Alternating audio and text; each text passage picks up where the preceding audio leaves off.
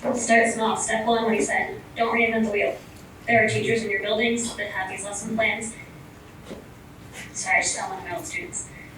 They have lesson plans, they have ideas, they have things for you. Don't reinvent the wheel. The curriculum is a great thing.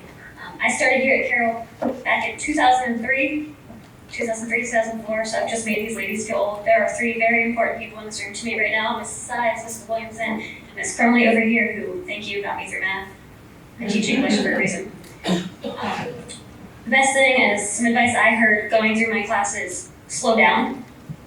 Don't rush. Ms. Sides was probably the hardest one on me. I would try to rush through assignments at first, and she yanked me up and said, slow down, this isn't even a word on your paper. So learn to slow down, take your time, take a step back when you feel overwhelmed. The second one, bloom where you are planted, but don't grow roots. Right now you are at Carroll, you are probably loving your experience, but this, sadly, if you want an education degree, is not your forever. You need to move on to somewhere else. So bloom where you are planted, enjoy what you have in front of you now.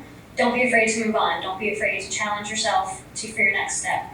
My next step was Towson University. I had several education credits when I got there, which was very helpful. And then I decided I wanted to get my master's in education, not my bachelor's. So I got my bachelor's degree in English literature. So I have a lot of support content knowledge walking in, and waited before I started my teaching job and went back into the Towson University 2-year MAT program and did it that way. So when I started teaching, I already had my master's. Best idea ever. I'm done.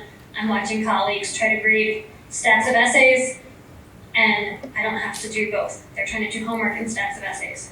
And then I decided I needed to be challenged some more, so I went to the McDaniel program and I'm doing the Educational Leadership Admin 1 cohort, and that portfolio is due in August. So now I am trying to grade stacks of papers and do classwork. I took my own advice very well, didn't I? So, enjoy the time you have here. Enjoy these wonderful women who will help you along the way. I know other people. I just know everybody here. I also know Ms. Holliger. That's a different story. Enjoy it. Come back. I mean, here I am, 16 years later. Told you I don't do math.